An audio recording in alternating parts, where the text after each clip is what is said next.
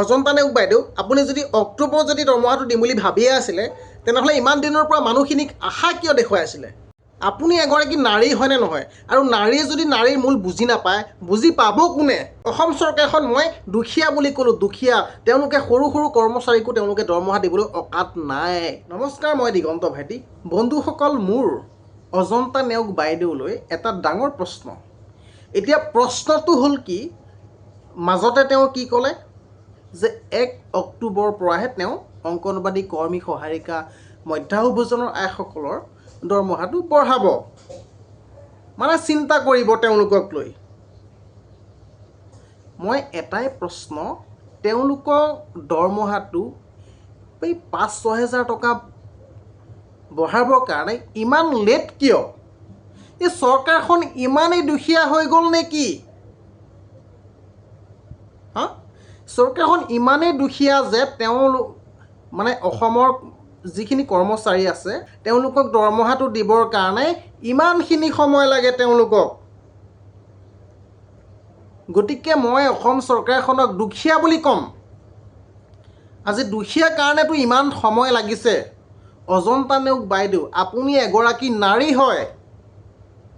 আপুনি নাৰীয়ে যদি নাৰীৰ কথা চিন্তা নকৰে তেনেহ'লে কোনে কৰিব? আপুনিও এগৰাকী নাৰীয়ে, আৰু অংগনবাড়ী কৰ্মী, সহায়িকাসকলো নাৰীয়ে, আশাকৰ্মী নাৰীয়ে।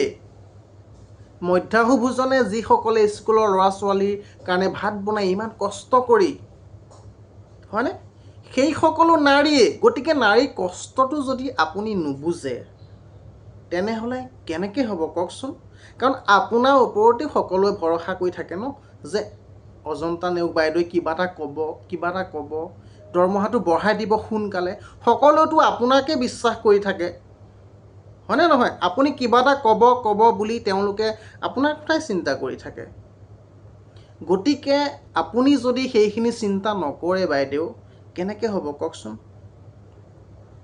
গতিকে বাইদেউ আপুনি চিন্তা কৰক। চিন্তা কৰিবৰ হ'ল বাইদেউ, সেইকেইটা টকাৰে নচলে ন ঘৰখন কেতিয়াও নচলে। গতিকে বাইদেউ মোৰ এটাই অনুৰোধ থাকিল আপোনালৈ, যে আপুনি অতি সোনকালে অক্টোবৰত আপুনি ডিচিশ্যনটো কেঞ্চেল কৰি দিয়ক, আৰু কেঞ্চেল কৰি তাৰ আগতেই আপুনি তেওঁলোকক দৰমহাটো দিবলৈ চেষ্টা কৰক। কাৰণ বাইদেউ বহুত দুখত আছে তেওঁলোক। আপুনি যদি নুবুজে কেনেকৈ হ'ব? অকণমান চিন্তা কৰক বাইদেউ। আজি হাজাৰ হাজাৰ আশাকৰ্মী, হাজাৰ হাজাৰ মধ্যাহ্ন ভোজনৰ আইসকল, হাজাৰ হাজাৰ অংগনবাড়ী কৰ্মী আৰু সহায়িকাই অংগনবাড়ী ভিডিঅ' চায়। তেওঁলোকে কিয় চায় ভিডিঅ'সমূহ? কিজানি দৰমহাটো বঢ়াই দিয়ে কিজানি বাইদেৱে, মামাই বা চৰকাৰে, সেইবুলিয়েতো ভিডিঅ'বোৰ চাই থাকে। তেওঁলোকে কিমান আশা কৰি আছে, সেই আশাকণলৈ আপুনি অকণমান চিন্তা কৰিব নোৱাৰে নেকি?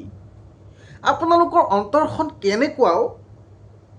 ঠিক আছে, আমি মানিছোঁ আপোনালোক চৰকাৰী মানুহ, কিন্তু সকলোৰে এখন এখন অন্তৰ থাকে ন। আপুনি সেই দুখীয়া মানুহ কেইগৰাকীলেনো আপোনাৰ বেয়া নালাগে? অকণো বেয়া নালাগেনে আপোনাৰ? আশাকৰ্মীসকললৈ আপোনাৰ বেয়া নালাগে? মধ্যাহ্ন ভোজনৰ আইসকললৈ আপোনাৰ বেয়া নালাগে অকণো? অংগনবাড়ী কৰ্মী আৰু সহায়িকালৈ আপোনাৰ বেয়া নালাগে? তেওঁলোকে কিমান কষ্টত ডিউটি কৰি আছে ন। আজি কিমান বছৰৰ পৰা একেটা দৰমহাই চলি আছে। সকলোৱে দৰমহা বাঢ়ে, বছৰে বছৰে দৰমহা বাঢ়ি থাকে।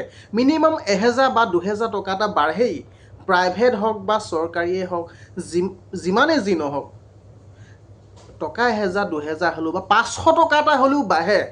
কিন্তু অংগনবাড়ী কৰ্মী আৰু সহায়িকাসকলৰ আজিলৈকে দৰমহাই বাঢ়া নাই। গতিকে আপোনালোকে চিন্তা কৰক বাইদেউ, কাৰণ তেওঁলোক হ'ল চৰকাৰী চাকৰিয়াল। ক'বলৈ লাজ লাগে। আপোনালোকে নিজে অকণমান লাজ পাব লাগে যে আমি আমাৰ চৰকাৰী কৰ্মচাৰীসকলক আমি এইকেইটাহে দৰমহা দি আছোঁ। আপোনালোকৰ ক'বলৈ বেয়া লাগিব লাগিছিল। গতিকে মই বাইদেউ অনুৰোধ থাকিল আপোনালৈ, সোনকালে দৰমহাটো প্ৰদান কৰক তেওঁলোকক। নহ'লে তেওঁলোকে কেনেকৈ চলিব কওকচোন? তেওঁলোকে চলিবলৈ আৰু উপায় নাই আৰু। গতিকে সেইকণ আপুনি সহায় কৰক। পাৰিলে ইলেকশ্যনৰ আগতেই দৰমহাটো বঢ়াবলৈ চেষ্টা কৰক বাইদেউ, কাৰণ সকলোৱে আশাত ৰৈ আছে।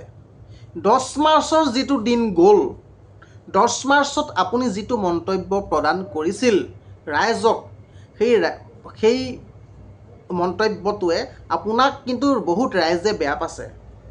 কাৰণ আপুনি একেবাৰে বহুত দিনলৈ ঠেলিয়াই দিলে আপুনি দৰমহাটো, একেবাৰে বহুত দিনলৈ। অক্টোবৰ, এতিয়া কিমান দিন আছে? এইটো মাৰ্চ, এপ্ৰিল, মে', জুন, জুলাই, আগষ্ট, ছেপ্টেম্বৰ, অক্টোবৰ, 8 মাহ, মানে এবছৰে তেওঁলোকে প্ৰতিবাদ কৰা অৰ্থটো ক'ত থাকিল কওকচোন?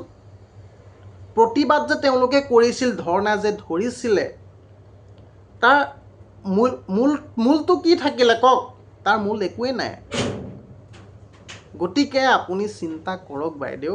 মোৰ আপোনালৈ শেষত এটাই অনুৰোধ যে আপুনি অতি সোনকালে ইলেকশ্যনৰ আগতেই আপুনি যাতে তেওঁলোকক দৰমহাটো প্ৰদান কৰে।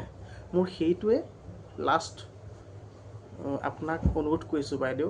গতিকে বন্ধুসকল, ভিডিঅ'টো শ্বেয়াৰ কৰক, যিমান পাৰে শ্বেয়াৰ কৰক, যাতে প্ৰত্যেকগৰাকী আশাকৰ্মী আৰু মধ্যাহ্নভোজন আইসকল, অংগনবাড়ী কৰ্মী, সহায়িকা যাতে ভিডিঅ'টো পায়।